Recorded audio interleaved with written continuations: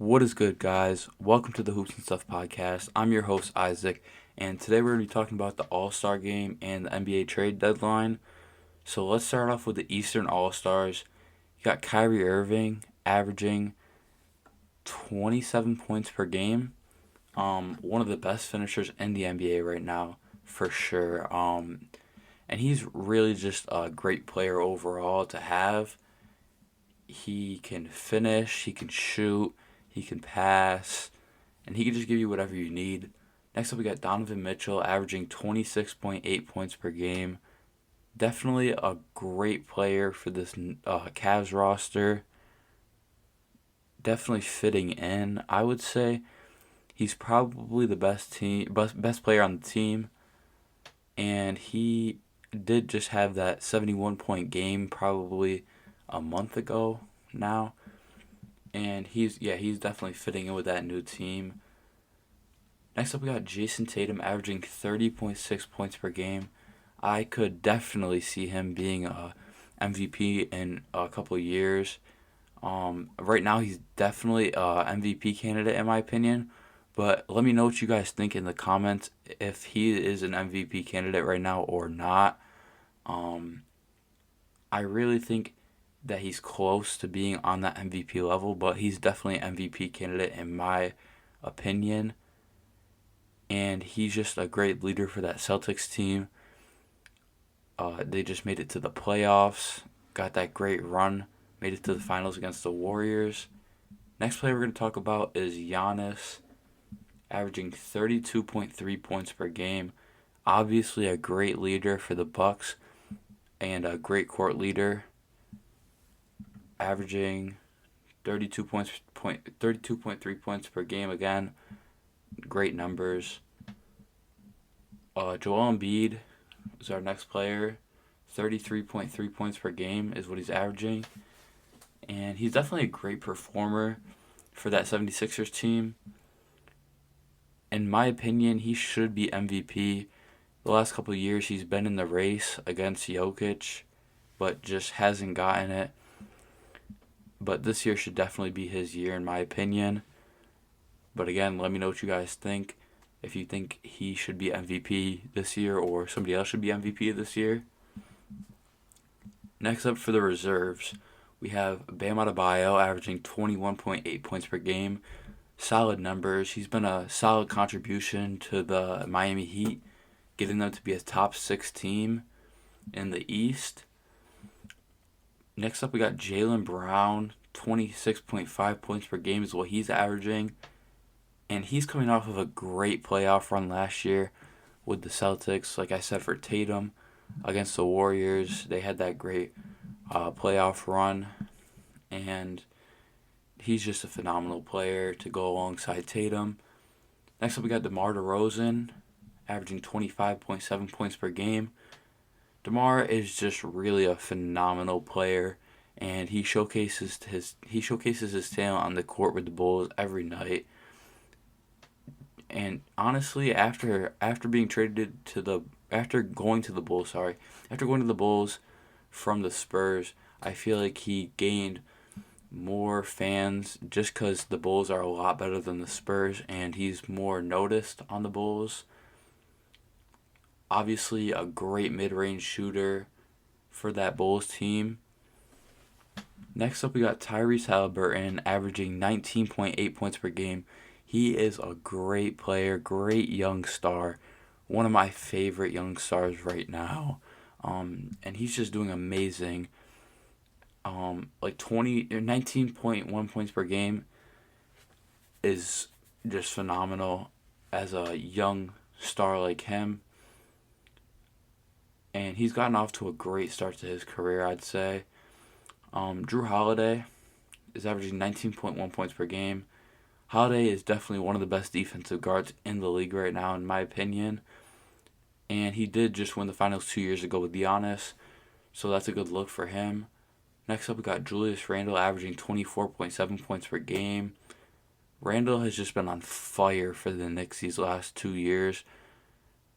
Or maybe it's been 3 years, I don't know. But these last couple of years he's been on the Knicks, he's been doing phenomenal. He definitely deserves a spot though on that All Star team.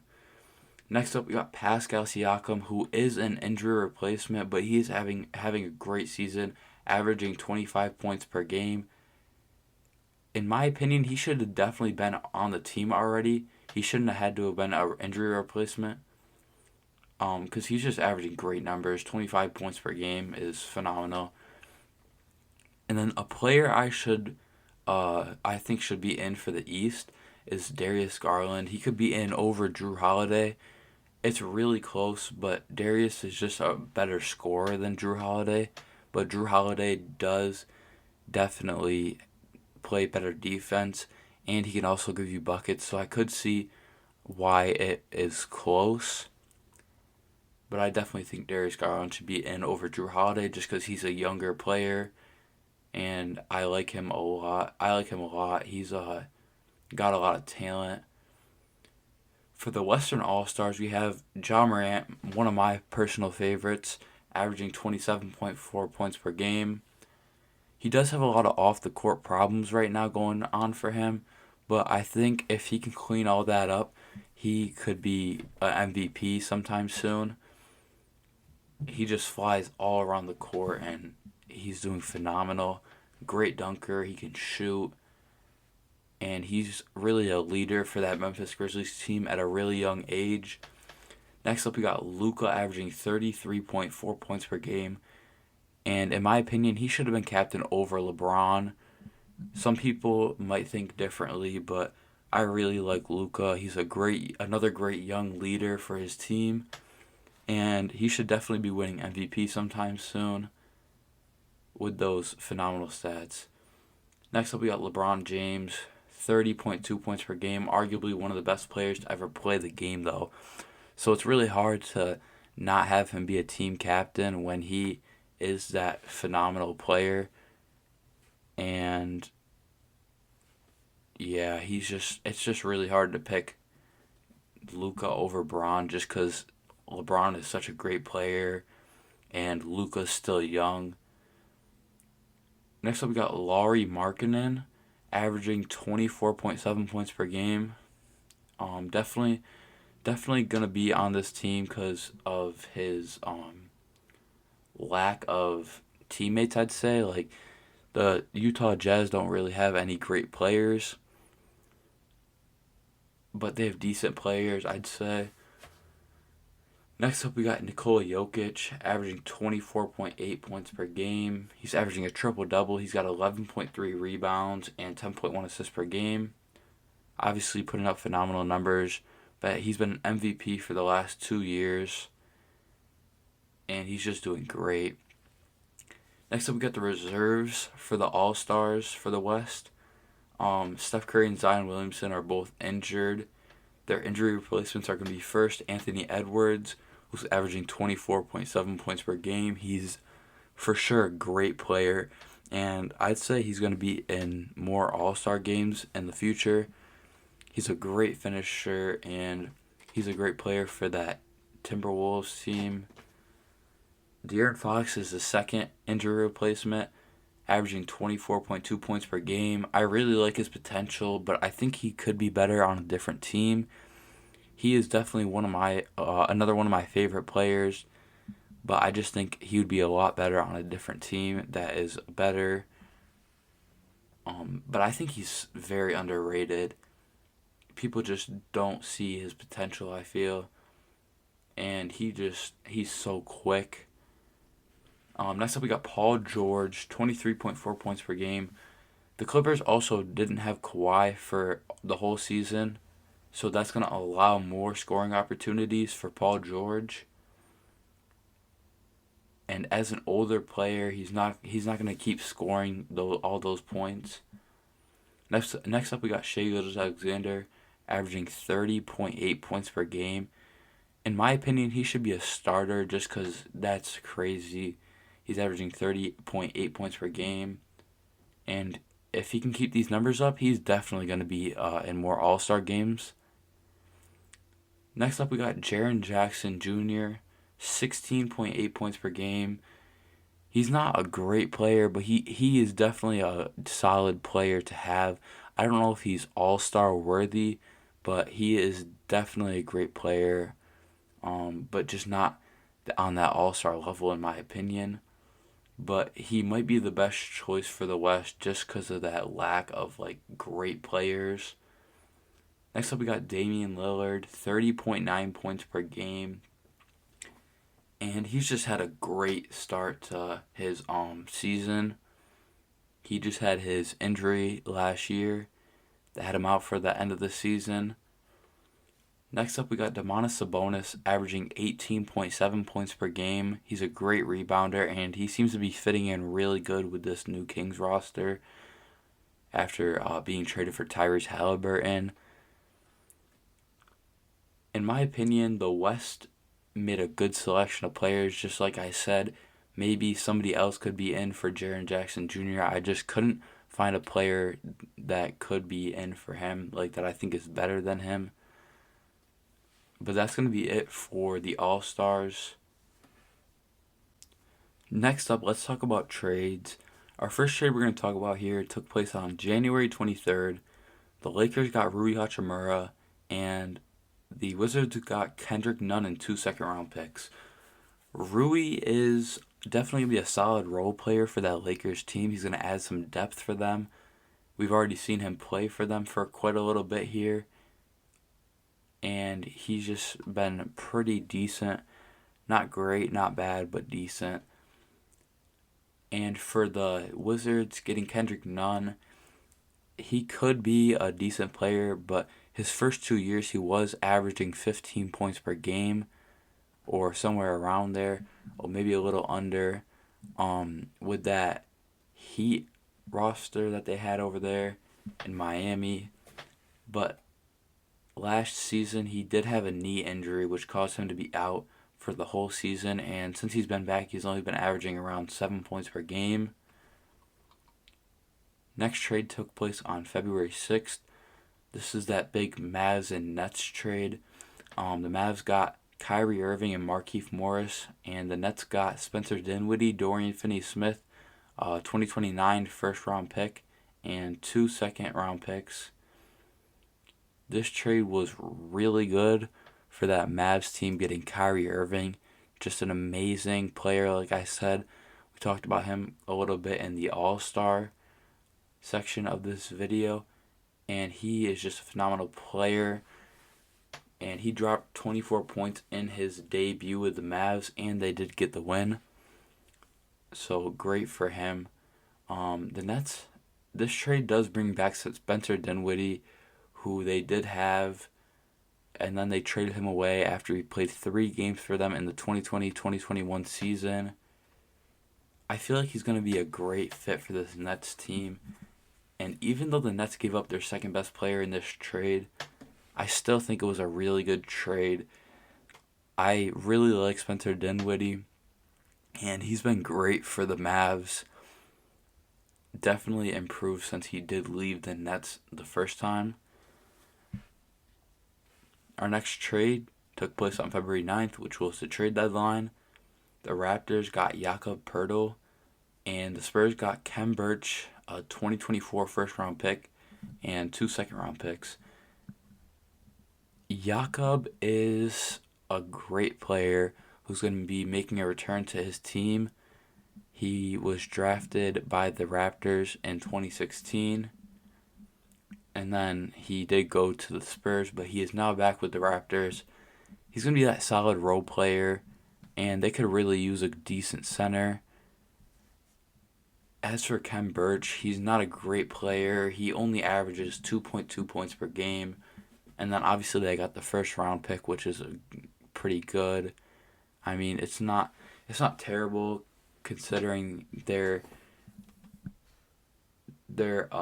I'd say they're a rebuilding team, the Spurs. The next trade also took place on February 9th. The Lakers, Timberwolves, and Jazz are all part of this trade. D'Angelo Russell, Malik Beasley, and Jared Vanderbilt all went to the Lakers. The Timberwolves got Mike Conley, Nickeil Alexander-Walker, and 3 second-round picks. And then the Jazz got Russell Westbrook, Juan Toscano Anderson, Damian Jones, and the Lakers 2027 first round pick.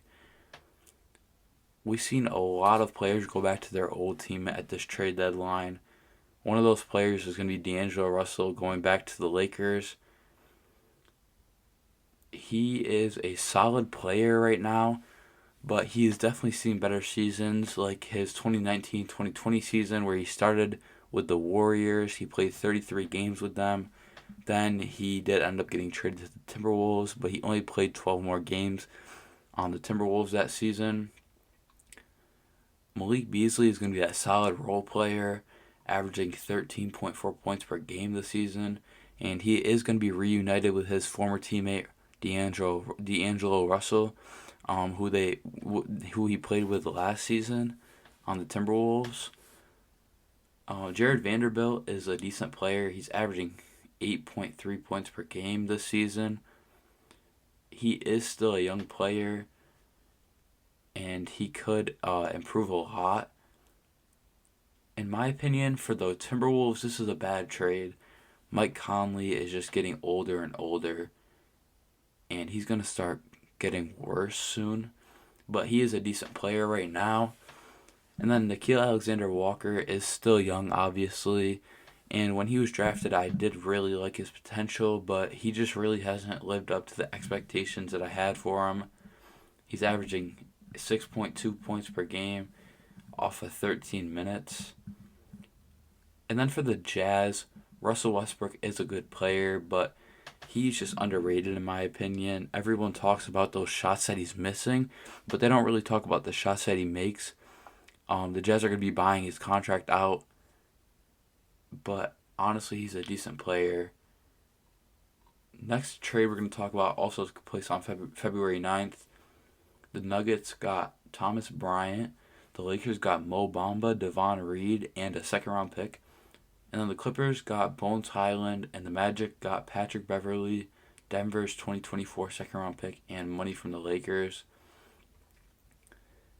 Thomas Bryant is a decent center, and he's going to be a great backup for Jokic. They obviously can't start Thomas Bryant over Jokic. Jokic has been the MVP for 2 years in a row, so you just really can't beat that. And then the Lakers picking up Mo Bamba, I really like that for them because Mo Bamba definitely has potential to be a top 10 center in the league right now, in my opinion. He is a solid player, and I just feel like he hasn't reached his full potential yet.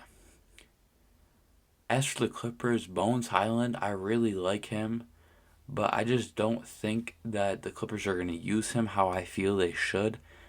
They're definitely not going to give him the minutes that they should. I don't believe. He is a great young player with a lot of potential, in my opinion, and I think he's going to be a great player someday if he can get a shot on the court. For the Magic, Patrick Beverley is a good player, but they don't really need any guards.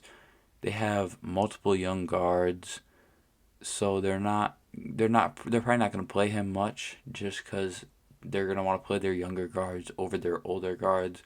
But Patrick Beverley is a great defender, and I really like him. February 9th is also the date for this next trade. We're going to see the Suns get Darius Bazley, and we're going to see the Thunder get Dario Saric and a second-round pick with some money.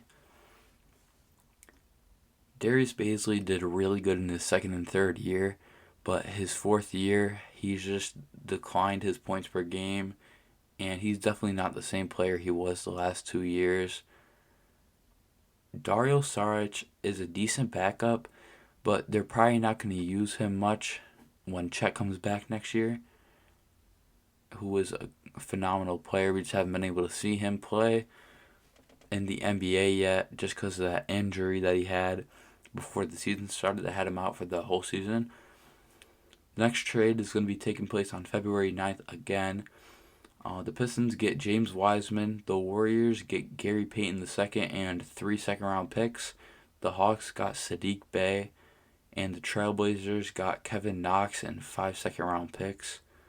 For me as a Warriors fan, this is a really heartbreaking trade just because James Wiseman was our second overall pick, who we picked over LaMelo Ball and Tyrese Halliburton, and I'm sure there's many other players that I just can't think of off the top of my head. But just even if we said LaMelo Ball or Tyrese Halliburton, we would have so much more trade value than we did and than we got in James Wiseman.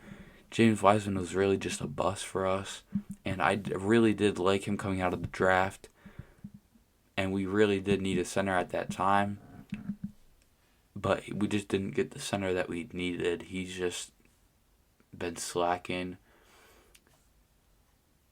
For the Warriors, they did get Gary Payton back though, who was another player that's going to be returning to his old team. He played for us last year, and he's a great defensive player, and I feel like he's going to help this team out a lot. Saddiq Bey is another amazing player who the Hawks got, and he's still a young player, but he's doing great, averaging 15 points per game this season, which for a third-year player is really good. Next up, the Trailblazers with Kevin Knox. He was a solid rookie, but he really didn't keep going with that. His points per game have gone down a lot since then, but not really much else to talk about for Kevin Knox. He hasn't really done anything big in the league yet. Our next trade is another trade from February 9th.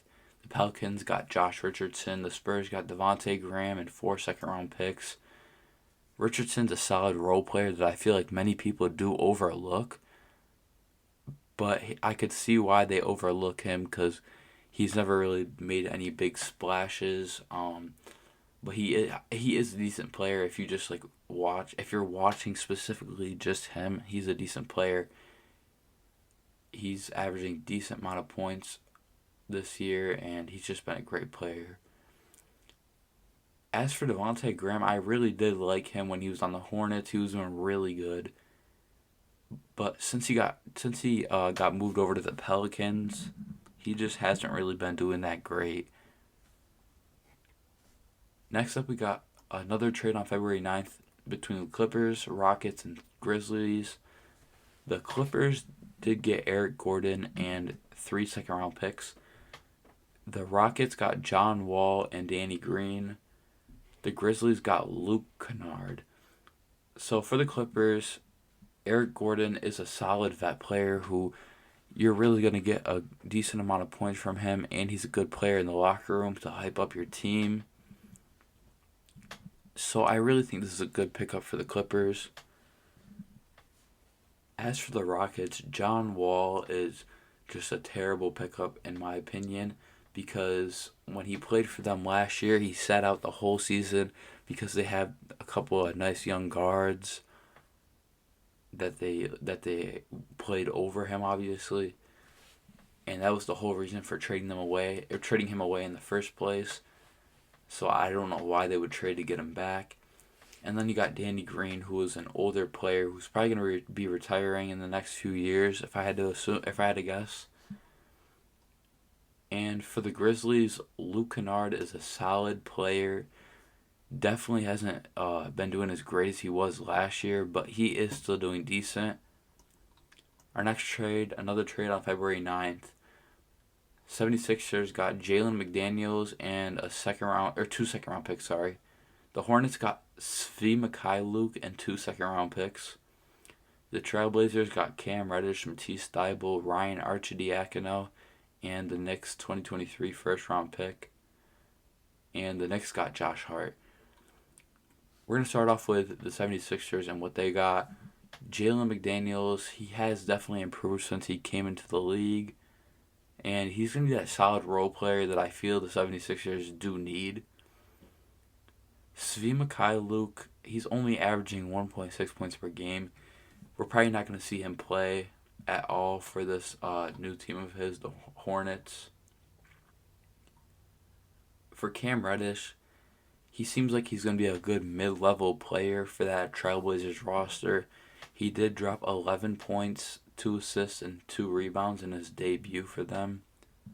Matisse Thybulle hasn't done much in the league so far. He's been a solid defensive player, but he hasn't really done anything on the offensive end. And then for Josh Hart, he's going to be reunited with Jalen Brunson on the Knicks. They played together in college at Villanova, and they're both great players. And I did see a video of Jalen Brunson reacting when he heard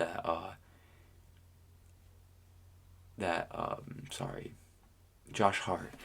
When he heard that Josh Hart was getting traded to the Knicks, he was so excited, and it was just really cool to see how excited he was.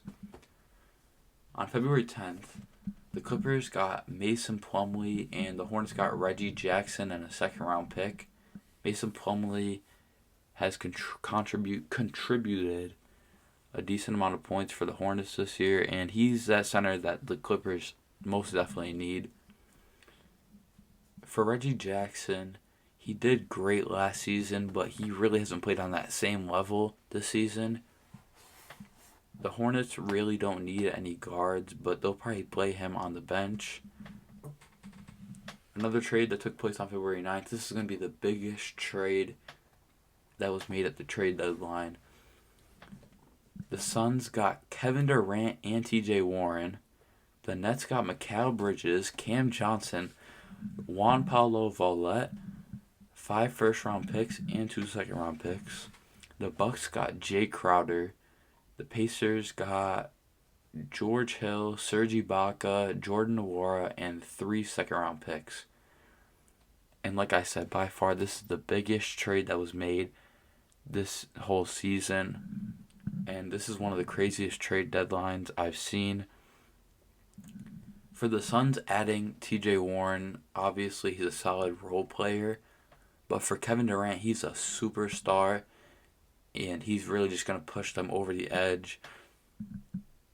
And they are looking unstoppable now, in my opinion. He made them a championship favorite after this trade. Everybody is saying, oh, the Suns are going to win the championship. The Suns are going to win the championship. And I do definitely agree with that. I really just don't know a better team to win the championship like that. I don't know who's going to be able to beat the Suns in a 7-game series. But if any of you can think of a team, let me know. But I just really don't think that any team's going to be able to stop this new Suns team. For the Nets, Mikal Bridges and Cam Johnson are both great young players, obviously. For Mikal Bridges, I was really surprised to hear that a team offered 4 first-round picks for him. I really don't think that he's worth 4 first-round picks. He's a solid young player, but I really don't think he's worth 4 first-round picks. Maybe like 2, maybe 3. But definitely, I'd say definitely not 4. And for Cam Johnson, he seems to be improving every season. Even if he doesn't improve like by big chunks, he's improving slightly every season, which is great as he's still young.